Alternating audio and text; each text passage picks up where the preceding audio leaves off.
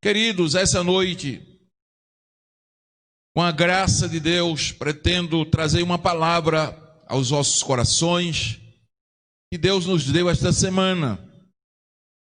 Uma palavra baseada nesse capítulo 26 do livro do profeta Isaías.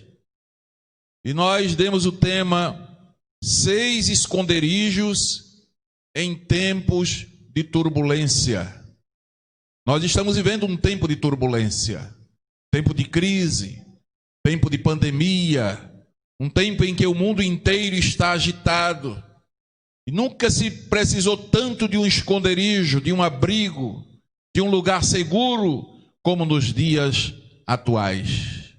Então, eu orando a Deus, o Senhor colocou essa palavra, uma palavra nova em meu coração.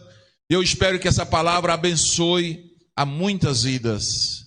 6 esconderijos em tempos de turbulência. No versículo 1, nós encontramos quando o profeta, por instrumentalidade do Espírito Santo, ele começa dizendo: naquele dia se entoará este cântico na terra de Judá.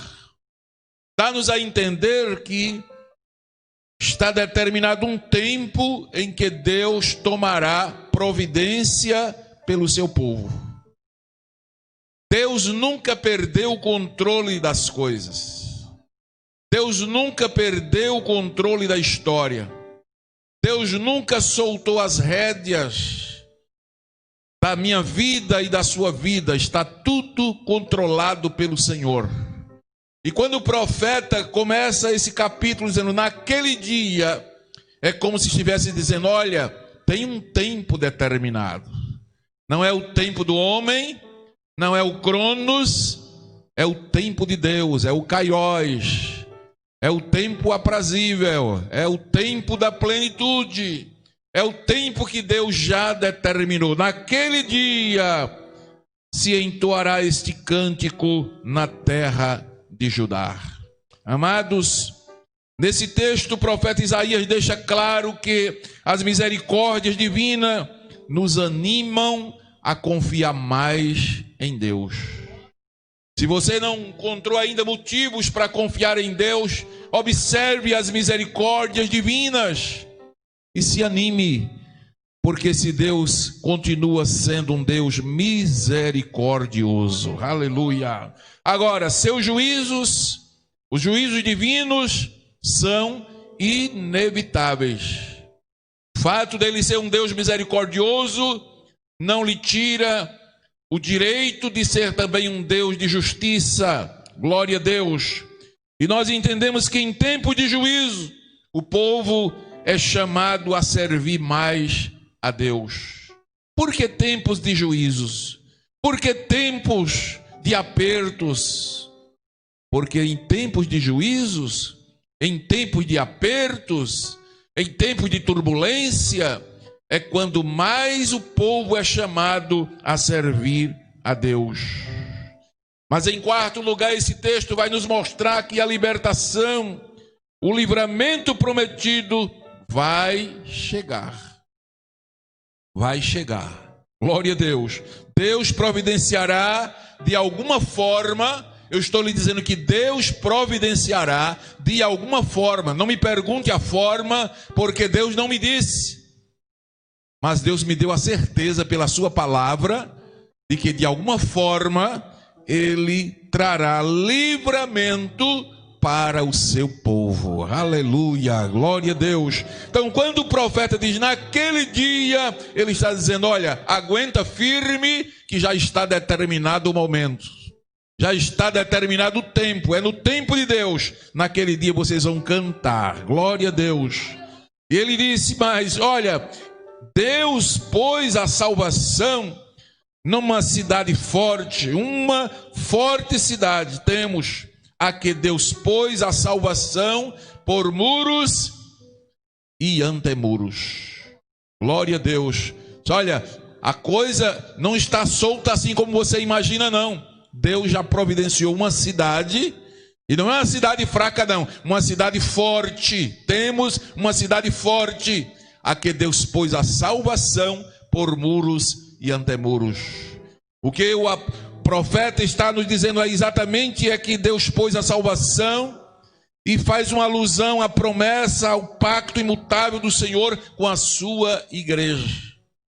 Haja o que houver, Deus tem compromisso com a sua igreja.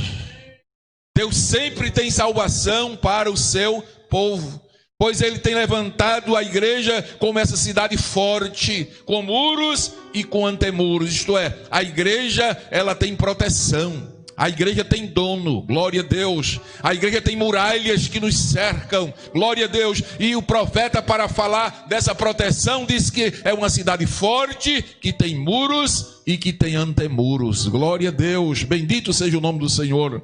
No versículo 2 diz assim: abri as portas, para que entre nela a nação justa que observa a verdade.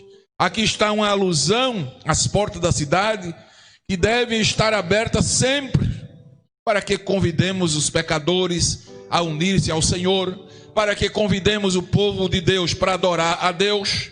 Então não está no plano de Deus a igreja de portas fechadas. Foi Ele quem mandou na sua palavra: abra as portas, eu vou levantar um povo, eu vou levantar uma cidade forte, vou pôr nela muros, antemuros de salvação, e abram as portas. Então o plano de Deus é a igreja de portas abertas, mas a igreja está de porta fechada. Os templos estão de portas fechadas. O lugar onde as pessoas vêm ouvir a palavra para encontrar salvação está com as portas fechadas. Mas Deus mandou na sua palavra abrir as portas. Mas nós não temos como abrir. Estamos em um tempo de pandemia, um tempo de crise sanitária, de saúde pública mundial. Então o que fazer, pastor? Olha, se eu não posso abrir, se a medicina não pode abrir, se os líderes maiores não podem abrir, Deus é quem vai abrir. Porque se no plano dele está a igreja de portas abertas e eu não posso abrir, Ele pode. Glória a Deus. É Ele quem vai abrir no tempo dele. Glória a Deus. Versículo 3, continua o Senhor falando: tu conservarás em paz aquele cuja mente está firme em ti, porque ele confia em ti. Olha que palavra gloriosa. Tu, Senhor, conservarás em paz. Deus quer que tenhamos paz. Deus não quer que você esteja atribulado, atribulada. Deus não quer que você esteja em pânico, em histeria. Não. Deus quer que você esteja em paz. Glória a Deus. O plano de Deus para a sua vida é que você tenha paz consigo mesmo, tenha paz com o próximo, tenha paz com Deus, paz de consciência, paz em todos os tempos e em todas as circunstâncias. Esse é o plano de Deus, esse é o propósito de Deus. Tu conservarás em paz. Então Deus quer que eu, você, que nós tenhamos paz. E paz aí, no hebraico, é shalom. É um estado de alma perfeito, de paz, de gozo, de bênção. Louvado seja o nome do Senhor para sempre. Agora ele diz o segredo para ter paz. Tu conservarás em paz aquele cuja mente está firmada em ti. Glória a Deus. Aí ele diz: porque ele confia em ti. Se você está sem paz, se você está atribulado essa noite, eu estou lhe dando o segredo para você encontrar paz, shalom, esse estado de alma abençoada, que você pode descansar, é você colocar sua confiança em Deus. Coloque toda a sua confiança em Deus. Ah, pastor, eu confiei no homem, o homem falhou. Eu confiei no médico, o médico desenganou. Eu confiei no advogado, ele disse que a causa está perdida. Confie no Senhor, que Ele tem solução para a sua vida. Quem confia no Senhor sabe que o Senhor tem sempre a última palavra. palavra. Ei, a última palavra está com Ele. Aleluia. A última palavra está com o Senhor. Por isso, essa palavra foi muito forte ao meu coração. Tu conservarás em paz aquele cuja mente está firme em ti. Agora coloque sua mente, seus pensamentos firme em Deus. Não coloque sua mente em notícias, não coloque sua mente em projeção humana, coloque sua mente firme em Deus e confie nele, e ele vai dar paz à sua alma. Glória ao nome do Senhor para sempre. No mundo em quem você confiar, ou no que você confiar, durará só por um momento. Pode ficar certo disso. Em quem você confiar, não vale a pena, porque é só por um momento. É só enquanto tenha interesse em alguma coisa sua. Mas se você colocar sua confiança em Deus, Ele não tem interesse em nada do que é seu. Ele vai te dar paz, e uma paz plena, uma paz suave, uma paz duradoura. Aleluia. Então reconheçamos a Deus em todos os seus caminhos e confiemos nele. Versículo número 7 vai nos dizer que o caminho do justo, diz que ele é plano, todo plano. O caminho do justo é todo plano. Glória a Deus. Pode ficar certo, o que a palavra está falando é uma verdade. O caminho do justo não é cheio de acidentes. Acontecem acidentes no percurso do justo, mas o caminho não é um caminho cheio de atalhos, não. Então, se o caminho do justo é um caminho plano, é sempre reconhecível, esse caminho, ele é conhecido pela obediência, pela oração. A felicidade do justo é que Deus torna o caminho dele simples, o caminho dele fácil. O caminho do justo, o justo que caminha na justiça, é Deus quem dirige o seu caminho. Glória a Deus. Eu estou lhe dizendo isso para lhe dizer que Deus é quem vai aplanar o seu caminho. Deus é quem vai tirar os montes, os obstáculos da sua frente. Continue confiando, continue caminhando, nada de parar, nada de voltar atrás, e você vai ver. Confie na palavra, acredite na profecia. Você vai ver que Deus vai aplanar o seu caminho, vai tirar as pedras de diante de você, e você vai chegar onde Deus tem preparado para você chegar. Nossos problemas, queridos, não devem nos afastar de Deus. Problemas, dificuldades, crises, turbulência. Você quer me dizer que está se afastando de Deus por causa da crise, por causa do desemprego, por causa de decepção? Ei, essas coisas não é para nos afastar de Deus. Pelo contrário, nas noites mais escuras, glória a Deus, nas noites mais longas de aflição, nós devemos chegar mais perto dele. Eu li algum tempo atrás e dizia um comentarista que no Oriente, aqueles grandes rebanhos de milhares de ovelhas, quando o lobo entra no meio do rebanho, as ovelhas correm para perto do pastor. E aquele escritor dizia: assim é tribulação na vida do crente, assim é luta na vida do crente. Não é para ele se distanciar do Senhor, não é para ele ir para mais longe, é para ele ir para mais perto do Senhor. Aleluia, glória a Deus. Agora, se não crermos em Deus de todo o coração, se nós não colocarmos toda a nossa confiança em Deus, aí a fé que professamos vai se tornar como nada. Não adianta tempo de igreja, não adianta cartão de membro, não adianta credencial. Se nós não cremos em Deus de todo o coração, se nós não professamos uma fé viva nesse Deus maravilhoso, aleluia, então essa fé, ela vai desaparecendo, ela vai diminuindo até ser nada. Mas, amados, ainda que cheguemos muito cedo, ainda ainda que cheguemos de madrugada, ainda que você clame antes que o dia amanheça, saiba de uma coisa: sempre, sempre Deus estará pronto a lhe atender. Eu estou lhe dizendo que para Deus, Ele não está preocupado com o horário do dia. Ele não tem um horário de pico. Deus não. Deus não tem um momento que Ele está mais cheio. Eu lembro que havia uma poesia de um hino há anos atrás que dizia que de madrugada é melhor porque a fila é menor. Para Deus não tem isso. Pelo contrário, diz lá em Provérbios 8,17: eu amo aos que me amam, e os que de madrugada me buscam me acharão. Mas isso não está se referindo simplesmente ao tempo cronológico, o horário da madrugada.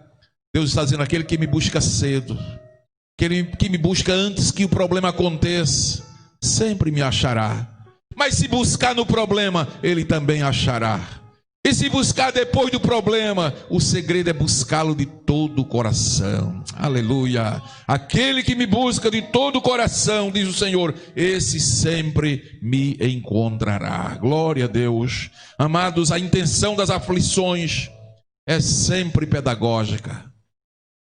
A intenção das lutas é sempre para nos ensinar alguma coisa. Saiba disso. O que Deus está permitindo acontecer no mundo em geral, Ele está nos ensinando algo. Há alguma coisa que a gente precisava aprender que não tinha aprendido ainda. E através dessa turbulência, Deus está nos ensinando. Glória a Deus. E bendito é aquele a quem o Senhor assim ensina. Bendito aquele que tirar lições, que aprender lições preciosas, porque Deus está ensinando. Glória a Deus. Agora, os pecadores, aqueles que andam em sentido contrário, aqueles que querem andar por seus maus caminhos, aqueles que querem viver escarnecendo de Deus, desprezando a lei do Senhor, saiba que esses vão ter que passar pelos juízos divinos. Muitos pensavam que iam zombar de Deus nas escolas de samba, nas passeatas da vida, e Deus não ia tomar providência. Mas essa noite eu queria lhes lembrar o que diz a palavra de Deus. Horrenda coisa é cair nas mãos do Deus vivo. Saiba que o nosso Deus é um Deus de amor, mas Ele é também um Deus de justiça. Um Deus que toma vingança, um Deus que castiga. Louvado seja o nome do Senhor. Mas olha o versículo 16, tem uma outra lição preciosa, uma outra revelação para nós. Diz o versículo 16: Senhor, no aperto te visitaram, vindo sobre eles a tua correção, derramaram sua oração secreta. Eu estou aqui com a NVI, Nova Versão Internacional, e diz assim: Senhor, no meio da aflição te buscaram. Olha que coisa linda. Quando os disciplinaste, então sussurraram com uma oração. O que é que o profeta está nos trazendo aí? Que nós temos necessidade de passar por aflições. O ser humano precisa ser afligido, porque só na aflição é que ele busca mais a Deus. Só na aflição é que ele sussurra mais em oração, é que ele clama mais a Deus. Que coisa interessante. Anteriormente não oravam, ou oravam aquela oração gota a gota, não é? Mas agora o profeta diz: no meio da aflição, eles passaram a te buscar, derramar a sua alma. Então entenda que muitas vezes Deus, para nos ensinar lições preciosas, para nos termos mais perto dele, aí Ele permite a aflição, permite a turbulência, permite a dificuldade, mas é para que essa palavra se cumpra em nós. Senhor, no meio da aflição, eles te buscaram. Aleluia. Então, meu amado, busque a Deus, que Ele está pronto a lhe atender, a lhe ajudar. Glória ao nome do Senhor. Agora chegamos ao versículo 20, que é o último versículo que lemos esta noite. E nesse versículo há uma revelação muito interessante. Diz assim: vai, pois, povo meu, entra nos teus quartos e fecha as portas sobre ti. Esconda-se por um momento até que tenha passado a ira dele. Na NVI diz: vá, meu povo, entre em seus quartos e tranquem as portas. Esconda-se por um momento até que tenha passado a ira. Queridos, esta palavra de Deus está nos dizendo que quando os perigos nos ameaçam, devemos se retirar e se esconder.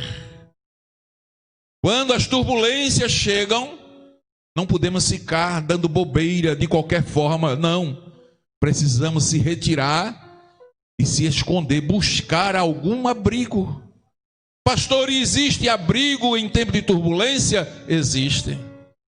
Eu encontrei de ontem para hoje pelo menos 6 tipos de esconderijos na Bíblia para tempo de turbulência. E eu queria compartilhar com você esses esconderijos que nós devemos buscar quando o perigo chega, quando a crise chega, quando a turbulência vem. Amados, quando oramos a Deus para que Ele nos esconda, saiba que Deus sempre tem um esconderijo para nos dar. Aleluia! Podemos ter tribulações por um pouco de tempo, amados, como se fosse por um instante, mas saiba que um dia tudo terminará. Tudo vai passar, glória a Deus. É o que diz o texto: esconda-se por um momento, até que passe a ira. Esse até significa um divisor de águas, até. Então não é para toda a vida. Tem um limite. Deus não nos prova além do suportar.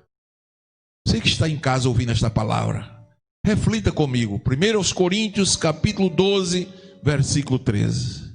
Não veio sobre vós tentação. A palavra aí tentação é peirasmo, tanto se traduz tentação como provação. Então não vem sobre nós provação que não seja humana.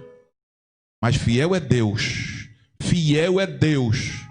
que não nos deixará tentar acima do que podemos suportar. Antes, com a aprovação, Ele mandará o escape. Isso é que é Deus. Isso é que é um Deus glorioso. Ele permite a aprovação, Ele permite a turbulência, mas junto com a turbulência, Ele mostra a sua fidelidade, já enviando o escape para nós. Aleluia. Isaías, no capítulo 54, versículos 7 e 8, antes de citarmos para vocês os esconderijos, olha o que disse Isaías, na Bíblia Almeida Corrigida e Fiel. Há um texto aqui que diz assim: por um breve momento te deixei, mas com grandes misericórdias te recolherei. Com um pouco de ira escondi a minha face de ti, por um momento, mas com benignidade eterna me compadecerei de ti, diz o Senhor, o teu Redentor. Aleluia! O que é que a palavra de Deus está dizendo aqui, meus amados?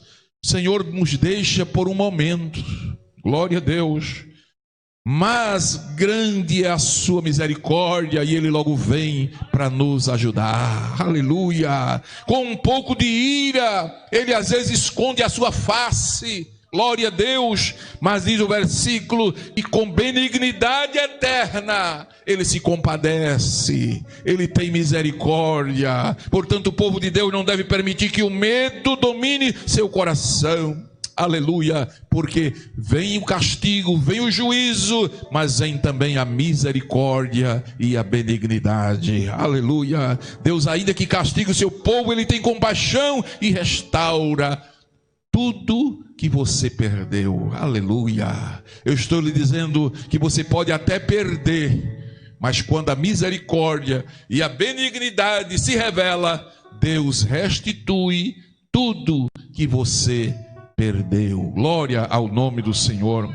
Segundo aos Coríntios, capítulo 4, versículo 17, o apóstolo Paulo, ele escreve uma palavra maravilhosa, dizendo para nós: porque a nossa leve e momentânea tribulação produz para nós um peso eterno de glória muito excelente. A gente lê esses textos na Bíblia, Mas é diferente quando você está na prova, quando você está na luta. Ele tem uma mensagem diferente. A palavra grega tlips, para tribulação, é traduzida por angústia, aflição, sofrimento, resultado de uma pressão causada por circunstâncias. Então, quando Paulo diz assim, a nossa leve e momentânea tribulação, ele está falando exatamente de angústia, está falando de sofrimento, está falando exatamente de aflição resultante de pressão. Alguém que esteja sofrendo pressão, está sendo pressionado por circunstâncias angustiantes. Pois Paulo está lhe dizendo essa noite a você e a mim, que essa leve e momentânea tribulação vai produzir em nós alguma coisa. Vai produzir o que, Paulo? Vai produzir um peso eterno de glória. Então, amados, quem tem Jesus tem razão para ser feliz. Até na aflição, ele ainda tem motivo para dar glória a Deus, por saber que a aflição, o sofrimento, a tribulação na vida do justo está produzindo um peso de glória muito excelente. Agora Paulo diz aqui, porque a nossa leve e momentânea. E alguém tem dito assim, mas pastor, o que eu estou passando não é leve. E já faz algum tempo. Quando o apóstolo diz aqui leve, ele está fazendo uma comparação, irmãos, com a abundância da glória que em nós vai ser revelada. A glória que a igreja vai receber vai ser tão grande que não tem aflição aqui deste mundo, não tem sofrimento aqui neste mundo, não tem pressão aqui deste mundo que chegue a se comparar com a glória que em nós vai ser revelada. Então vai ser sempre leve, vai ser sempre momentânea, porque as aflições passam por um tempo.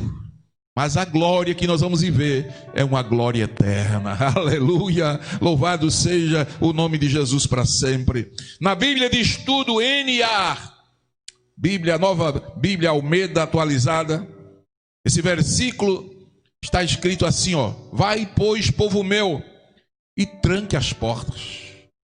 Tranque as portas. Eu estava lendo esse texto, contextualizando. Nós estamos em um período em que ouvimos o dia inteiro essa mensagem nos meios de comunicação. Feche as portas, fique em casa. Amados, e essa palavra está na Bíblia, de um tempo de se trancar as portas, que é o contraste lá do versículo 2 que diz abrir as portas, não é? Abrir as portas. Então tem o tempo de abrir e tem o tempo de fechar.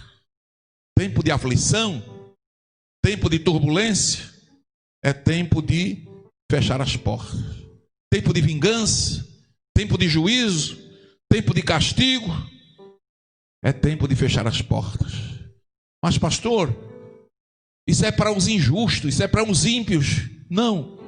Às vezes Deus permite situações neste mundo que sofre o justo e sofre o ímpio. E qual a diferença? A diferença é que o ímpio, ele sofre como um castigo, para ver se ele se arrepende. Se ele não se arrepender, será condenado. O justo sofre para aumentar a sua recompensa no céu. O justo sofre porque Deus está preparando uma bênção muito maior para ele receber. Quando o justo está sofrendo, é porque Deus está preparando algo melhor, maior do que aquilo que ele está pensando, do que aquilo que ele está esperando. Pode ficar certo, Deus já está trazendo para você. Aleluia! Louvado seja o nome de Jesus para todo sempre. Então haverá um tempo em que Deus tomará vingança do seu povo. Lá em Gênesis capítulo 4, versículo 10, quando o Senhor fala com Caim, diz: Caim, o sangue do teu irmão clama desde a terra. O que é que Deus estava dizendo ali? Que ele toma vingança. Por esses dias, há 2 anos atrás, a China mandou derribar quase todos os templos evangélicos. Mandou queimar as Bíblias. mandou destruir a maior indústria de Bíblias do mundo que lá existe. Mas Deus não está de olhos fechados. A Bíblia diz que aquilo que o homem semear, isso também ceifará. A cidade que mais templos foram derrubados, que os irmãos foram mais humilhados, foi onde houve mais mortes. Cidade de Qumran, quem não sabia fique sabendo, ali foram mortos centenas de irmãos, Bíblias aos milhares foram queimadas, templos foram destruídos. Nosso Deus é um Deus de amor, mas é também um tempo de justiça. Tem o tempo da graça, mas tem o tempo da justiça. Louvado seja o nome de Jesus para todo sempre. E no versículo 20, o profeta vai dizer para nós, agora nesse tempo difícil, nesse tempo de juízo, nesse tempo de turbulência, povo meu, entra nos teus quartos e fecha, tranca as portas sobre ti. O que é que o profeta está dizendo? Que ainda que venha o juízo, que ainda que venha a crise, que ainda que venha a turbulência, mas Deus já providenciou um escape para o seu povo. Deus já providenciou esconderijos para o seu povo. E eu queria falar do primeiro tipo de esconderijo essa noite para você. O primeiro tipo de esconderijo que Deus já providenciou é o esconderijo da salvação. O esconderijo da salvação. Deus já providenciou. Esse quarto, chamado quarto da salvação, esconderijo da salvação, porta da salvação, está lá em Gênesis capítulo 7, versículo 16. Se você depois em casa puder ler todo esse capítulo 7, você vai ver como Deus providencia o esconderijo da salvação. Diz o versículo 16, e os que entraram eram macho e fêmea de toda a carne, como Deus lhes tinha ordenado, e o Senhor fechou a porta por dentro. O Senhor fechou a porta. Porta de quê? A porta da arca. A arca ali, a palavra arca, no hebraico airon, significa objeto apropriado para flutuar. E ocorre somente aqui em Gênesis e em Êxodo capítulo 2, versículo 3 e 5, onde a mesma palavra refere-se ao cesto flutuante, em que Joquebede colocou o menino Moisés para flutuar. A arca de Noé era semelhante a uma barcaça colossal. Sua capacidade de carga, diz um certo estudioso, correspondia a mais de 300 vagões ferroviários. Olha que capacidade que ela tinha. Calcula-se que a arca podia comportar cerca de 7.000 tipos de animais. Foi Deus que mandou providenciar. Aos Hebreus capítulo 11 e o versículo 7, nós vamos encontrar uma palavra lá, glória a Deus, que vai nos dizer exatamente que essa arca, ela tinha para nós uma lição toda especial. Aos Hebreus capítulo 11 e o versículo 7, diz que pela fé, Noé, divinamente avisado das coisas que ainda se não viam, temeu, e para a salvação da sua família, preparou a arca, pela qual condenou o mundo e foi feito herdeiro da justiça. Aleluia! Pela fé, glória a Deus, pela fé, Noé divinamente avisado, glória a Deus, das coisas que ainda se não viam, porque Noé foi avisado que ia chover e começou a dizer, vai chover, e eu estou preparando uma arca, e quem quiser se salvar de um dilúvio que está vindo aí, entre nessa arca comigo.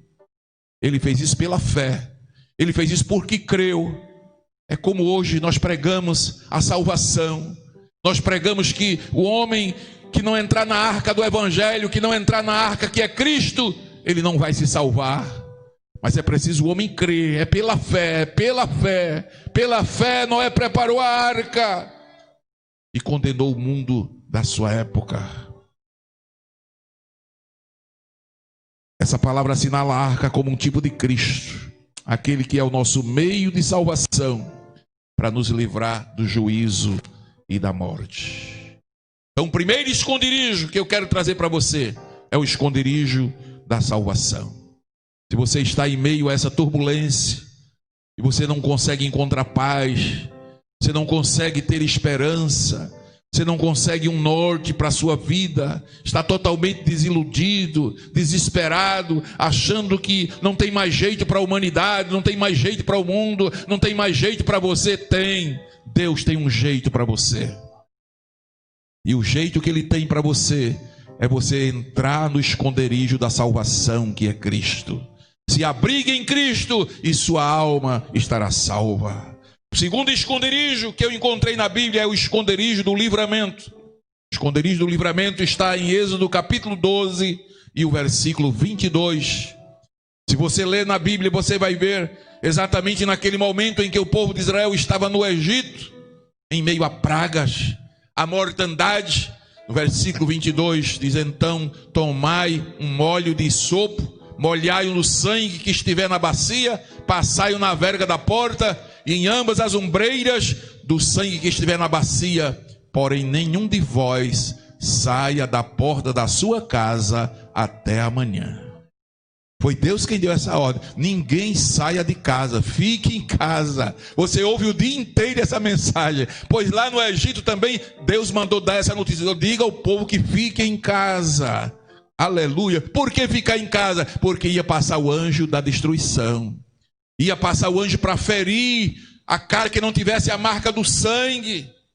Só que aqueles que tinham imolado o cordeiro já estavam lá com o isopo na mão, glória a Deus, molhando os umbrais da porta. E quando o anjo passou com a espada na casa que tinha a marca de sangue, o anjo passou por cima, aleluia. Ali estava o esconderijo do livramento. Quem ficou em casa, quem estava dentro de casa, aleluia, e na sua casa tinha a marca do sangue, o anjo destruidor não tocou. Ei, você que tem a marca do sangue de Jesus, dê glória a Deus aí na sua casa tem a marca do sangue. O inimigo não pode entrar na sua casa sem a permissão de Deus. Quando ele chegar na porta da sua casa, ele vai ver que tem marca de sangue, e ele só entra se Deus permitir. Senão ele tem que respeitar. Você está no esconderijo do livramento. Alá, suíte candaraia, aleluia. Bendito seja o nome do Senhor, que vive e que reina para todo sempre. Mas há um terceiro esconderijo que eu quero falar essa noite. É o esconderijo do milagre. Talvez você esteja precisando desse esconderijo. Talvez você diga: pastor, eu já entrei no esconderijo da salvação, eu já entrei no esconderijo do livramento, agora eu não sei se eu já entrei nesse esconderijo do milagre. Está lá em 2 Reis, capítulo 4 e o versículo 4. Tem uma palavra aí que vai falar exatamente de um momento de milagre. Olha o que diz a palavra: então entra e fecha a porta sobre ti e sobre teus filhos, e deita o azeite em todas aquelas vasilhas, e põe a parte a que estiver cheia. Aí está a história de uma viúva que precisava de um milagre. Quem sabe você está como a viúva lá dos dias de Eliseu, precisando de um milagre.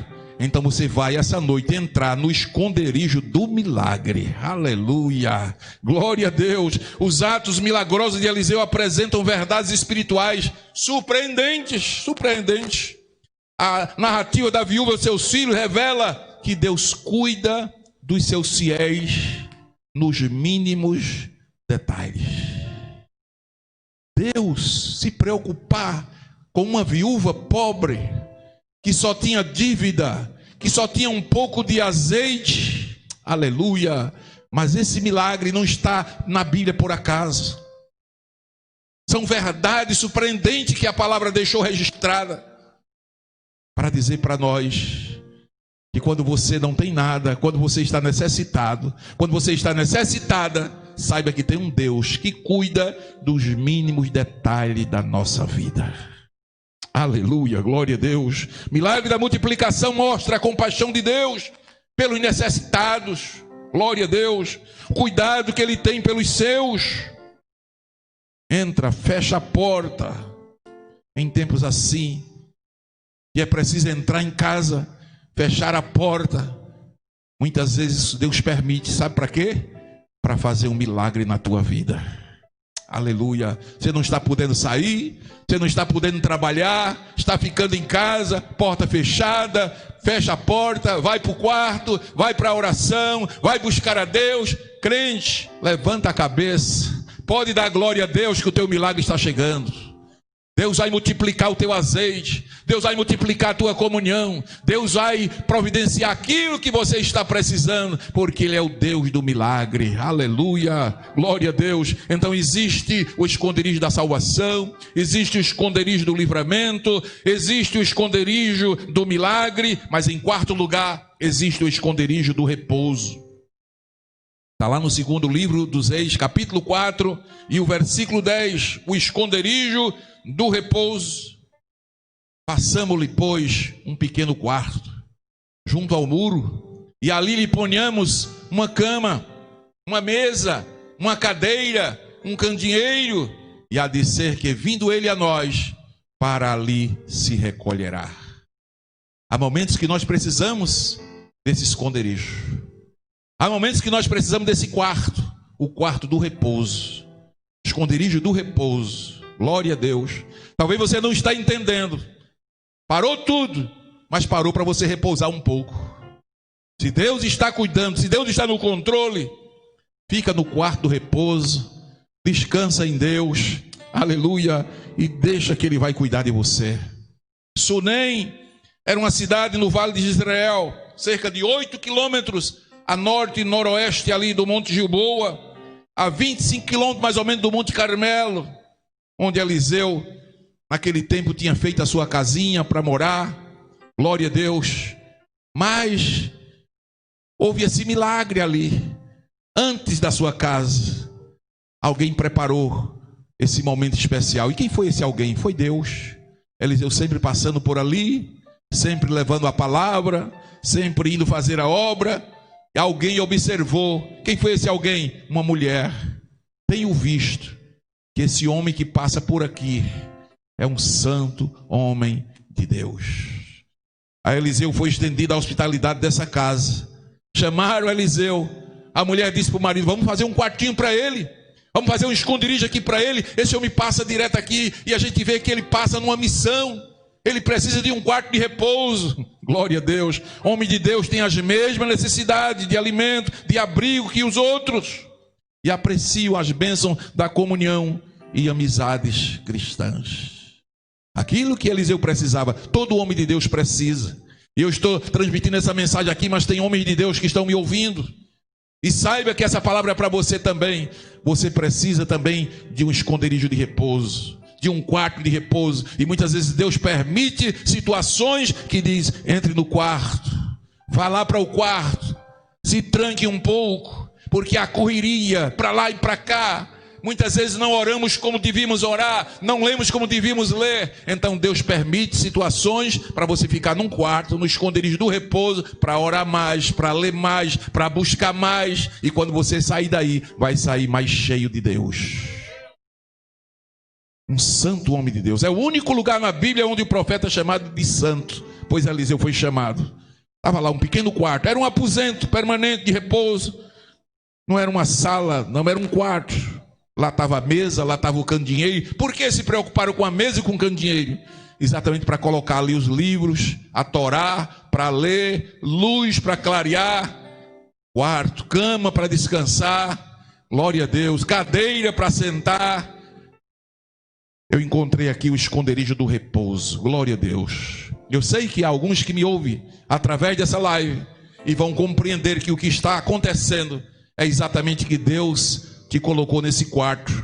Não foi para te matar, não. Tu vai sair desse quarto. Ainda esses dias, alguns pastores ligaram para mim. Pela misericórdia, o Senhor me permitiu fazer um curso de psicologia. E alguns ligam buscando orientação, buscando uma palavra. E alguns em desespero, chorando, em lágrimas, sem saber o que fazer. E Deus tem me dado uma palavra para eles: fique aí no seu quarto, fecha a porta, descansa um pouco, deixa que Deus está cuidando de tudo. Aleluia. Mas pastor, e a igreja, e as almas, e o povo? Deixa que Deus é quem cuida do povo. Deus é quem trabalha na vida do povo. Aleluia. Bendito seja o nome do Senhor para sempre. Mas eu quero ir rápido para o quinto esconderijo. É o esconderijo da oração. Esconderijo da oração. Há momentos que Deus permite que nós busquemos este esconderijo. Há momentos que nós precisamos entrar nesse esconderijo. Esconderijo da oração. Está lá em Mateus capítulo 6 e o versículo 6. Mas tu, quando orares, entra no teu aposento, no teu quarto, fecha a tua porta. Olha lá a história. Fecha a tua porta, ora a teu pai que está em secreto, e teu pai que vem em secreto te recompensará publicamente. Glória a Deus. Interessante que no Shema, Talmud, o livro das tradições rabínicas, dizia que se devia orar em pé nas sinagogas, se devia orar nas praças. Jesus vai na contramão. Jesus diz exatamente o contrário. Jesus diz: você quer ser ouvido? Você está aflito, você precisa de uma resposta urgente, você quer que Deus lhe ouça? Entre no seu quarto, feche a porta e vá orar secretamente. A palavra usada do grego aqui é tabeion, lugar secreto. Vá fazer uma oração secreta. E teu pai te recompensará. É Jesus que está falando isso aqui. Que há momentos que a gente precisa entrar no tabeion. Há momentos que a gente tem que entrar no lugar secreto. Há momentos que a gente precisa estar sós com Deus. Aleluia. Ah, pastor, a luta está grande, está difícil, a turbulência está demais. Entra no quarto. Quantas vezes você já entrou no quarto? Já fechou a porta? Foi Jesus quem nos deu esse ensino. Quando a gente precisar de uma resposta urgente, que o Senhor nos recompense, que o Senhor entre com ação, com providência. Ele disse: entre no tabeion, entre no lugar secreto, vá lá no teu aposento, no teu quarto, fecha a porta e ore que teu pai, olha a expressão de Jesus, teu pai te recompensará. Aleluia, glória a Deus. Jesus está nos dizendo aqui que há momentos que só resolve a oração secreta. Aleluia. Há momentos que a oração secreta tem mais valor do que tudo. Aleluia. Bendito seja o nome do Senhor. E em sexto e último lugar, o sexto esconderijo que eu descobri para momentos de turbulência é o esconderijo do escape. Só não vai dar glória a Deus nesse esconderijo quem não entender a mensagem. Mas o esconderijo do escape está exatamente no versículo do texto básico que nós lemos. Vai, tu, povo meu, entra no teu quarto, tranca as portas sobre ti, esconde por um momento. Aleluia, até que passe a ira. Esse esconderijo aí, profeticamente, é o esconderijo do escape. Na escatologia, isso se dará exatamente na grande tribulação. Alguns historiadores escatológicos que dizem que na grande tribulação, quando o anticristo apertar com Israel, ele vai fugir para o deserto de Petra e vai se esconder por um momento. Mas nós podemos usar esse texto também, dizendo que a grande tribulação será um período específico de terrível sofrimento e tribulação para todos que viverem na terra. E será de âmbito mundial. Será o pior tempo de aflição e angústia que já ocorreu na história da humanidade. E quem disse isso não foi escritor, não, foi o próprio Jesus. São Mateus capítulo 24, versículo 21. Jesus falou: se aqueles dias não fossem abreviados, nenhuma carne se salvaria. Porque haverá então grande aflição. Palavra de Jesus. Como nunca houve desde o princípio do mundo até agora, nem tampouco há de haver. Então, queridos, haverá sim esse tempo. E eu fico pensando, se hoje essa pandemia já faz tanta gente sofrer, quanta gente gemendo a perda de seus entes queridos, quanta mortandade, Quanta gente em pânico, em histeria, desenvolvendo doenças psicossomáticas. Eu fico pensando, imaginando naqueles dias como será. Quanta agonia, quanto clamor. Mas profeticamente essa palavra, quando diz: entra no teu quarto, esconde-te, está se falando também do arrebatamento da igreja. Antes que esse tempo chegue, antes que o anticristo se revele sobre este mundo, igreja, a noiva de Jesus será arrebatada. A noiva que tem guardado com paciência a palavra, aleluia. Apocalipse capítulo 3, versículo 10, não é promessa de homens, é promessa de Jesus. Ele disse: como guardaste a palavra da minha paciência, também eu te guardarei da hora da tentação que há de vir sobre todo mundo para tentar os que habitam na terra. Você está guardando a palavra da paciência? Você está confiando na palavra de Deus? Você está vivendo pela palavra de Deus? Como você tem guardado, o Senhor também vai lhe guardar naquele dia. O Senhor já tem preparado um quarto para recolher o seu povo, aleluia, bendito seja o nome do Senhor. Pastor, o senhor tem embasamento bíblico para dizer isso? Eu tenho, glória a Deus. Eu tenho. Enoque foi trasladado ao céu para não ver a morte, aleluia. Ló foi tirado de Sodoma antes da destruição da cidade, glória a Deus. Elias subiu ao céu antes dos 7 anos de fome que veio sobre Samaria. Meus irmãos, a palavra de Deus, ela é linda. Jesus subiu ao céu antes da destruição de Jerusalém, no ano 70, pelo general Tito Vespasiano, um general romano que destruiu a cidade, tocou fogo no templo. Mas antes disso acontecer, Jesus subiu ao céu lá do Monte das Oliveiras. Por isso eu digo, antes que o anticristo venha sobre este mundo, essa igreja morena será arrebatada.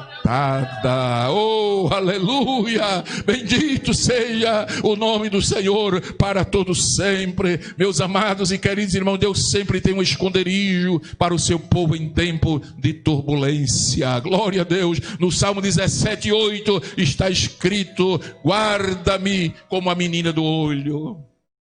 O salmista usa aí uma palavra pitoresca, aleluia, para a pupila do olho. Guarda-me como a menina do olho e esconde-me debaixo da sombra das tuas asas. Oh, glória a Deus. Ainda no Salmo de número 27 e o versículo 5, olha o que está escrito lá, exatamente o Senhor falando que Ele guarda: porque no dia da adversidade me esconderá no seu pavilhão, no oculto do seu tabernáculo me esconderá, por-me-á sobre uma rocha. Isso é o salmista, aleluia, profetizando que o Senhor sempre tem um esconderijo para o seu povo. No Salmo 30 e o verso 5, vem mais uma vez uma palavra para confortar nosso coração: porque a sua ira dura só um momento, no seu favor está a vida. Na NVI diz: a vida dura, o favor de Deus, a graça dura a vida inteira. A ira é só um momento, mas a graça é a vida inteira. O choro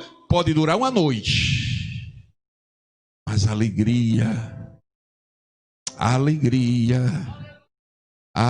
vem pela manhã, aleluia. Oh, glória a Deus. Isaías 32, verso 2, olha o que nos diz mais a palavra. Já estamos indo para a conclusão, mas diz assim, olha: e será aquele dia, aquele homem, como esconderijo contra o vento e um refúgio contra a tempestade, como ribeiro de água em lugares secos e como a sombra de uma grande rocha em terra sedenta. Aleluia. Olha que palavra maravilhosa. E será aquele homem, está falando de Jesus, aleluia, será aquele homem como um esconderijo contra o vento, aleluia, será um refúgio contra a tempestade e como ribeiro de água em lugares secos e como sombra de uma grande rocha numa terra sedenta. Aleluia! Que Deus nos ajude, que Deus nos abençoe, que esta palavra encontre guarida no seu coração, que você possa entender esta noite que existe, aleluia, os castigos divinos, os juízos que vêm sobre a terra, mas Deus já providenciou um esconderijo para nós. Eu não sei qual o tipo de esconderijo que você está precisando essa noite. Ah, pastor, eu preciso do esconderijo da salvação. Esse esconderijo está aberto para você. A porta ainda está aberta. Lá em Gênesis a porta se fechou, mas eu quero dizer que a porta da salvação ainda está aberta. Você pode entrar no esconderijo da salvação. Você pode, aleluia, desfrutar do esconderijo do livramento, buscando a proteção no sangue de Jesus, ficando debaixo do sangue de Jesus.